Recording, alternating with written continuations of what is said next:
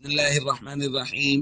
عن جابر رضي الله تعالى عنه قال قال رسول الله صلى الله تعالى عليه وسلم في الحديث: كلي هذا وأهدي فإن الناس أصابتهم مجاعة. رواہ البخاری۔ حضرت جابر رضی اللہ تعالیٰ عنہ غزوہ خندق کے دنوں کے واقعات بیان کرتے ہوئے ارشاد فرماتے ہیں کہ میں نے نبی کریم صلی اللہ علیہ وسلم اور صحابہ کرام میں دیکھا کہ کئی دنوں سے کچھ نہیں کھایا، تو میں اپنی گھر والی کے پاس آیا اور میں نے کہا کہ حضور علیہ الصلوۃ والسلام نے کچھ دنوں سے کچھ نہیں کھایا، تو کیا کچھ ہے گھر میں کھانے کے لیے؟ تو انہوں نے کہا ہاں کچھ تھوڑے جو پڑے ہیں اور بکری کا ایک بچہ ہے۔ تو پھر انہوں نے اس کو ذبح کر لیا، جو کا آٹا بنا لیا۔ میں حضور کی خدمت میں حاضر ہوا، میں نے عرض کیا یا رسول اللہ تو عیم لی، تھوڑا سا کھانا ہے گھر والوں نے بنایا ہے، اگر آپ تشریف لے آئیں، 2-3 صحابہ آ جائیں تو 3-4 لوگوں کو کافی ہو جائے گا۔ تو حضور علیہ الصلوۃ والسلام نے تفصیل پوچھی، کم ہوا ہے کتنا؟ فذکرت لہ، میں نے ذکر کر دیا کہ تھوڑے سے جو کا آٹا بنایا ہے اور ساتھ میں ایک بکری کا چھوٹا بچہ ذبح کیا ہے۔ حضور نے فرمایا کثیر طیب، بہت ہے۔ پھر حضور علیہ الصلوۃ والسلام نے مجھے کچھ ہدایات دی میری گھر والی کے لیے کہ جی اس سے ہنڈیا سے کپڑا نہیں اتارنا اور روٹیوں کو ایک جگہ اکٹھے رکھنا ہے۔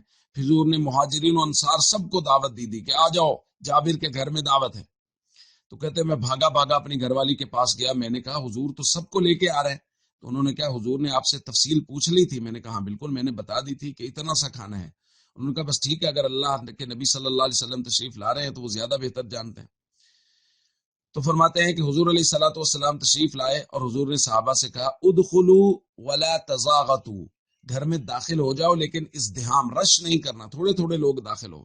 پھر حضور علیہ الصلوۃ والسلام نے اپنے دستے مبارک سے کھانا تقسیم کرنا شروع کیا۔ حضرت جابر فرماتے ہیں وہ کھانا جو ہم نے 4-5 لوگوں کے لیے تیار کیا تھا، سینکڑوں لوگوں نے نبی پاک صلی اللہ علیہ وسلم کے ہاتھ کی برکت سے وہ کھانا کھایا۔ حتی شبعوا، وہ لوگ سیر ہو گئے، بقیہ اس کے باوجود بھی کھانا بچ گیا۔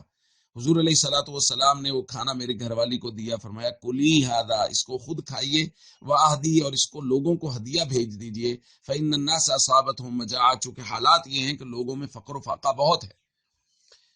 دوستو، نبی کریم صلی اللہ علیہ وسلم کے معجزات سے کتب سیر و کتب احادیث بھری پڑی ہیں، لیکن ہمارے لیے درس کیا ہے مختلف معجزات میں؟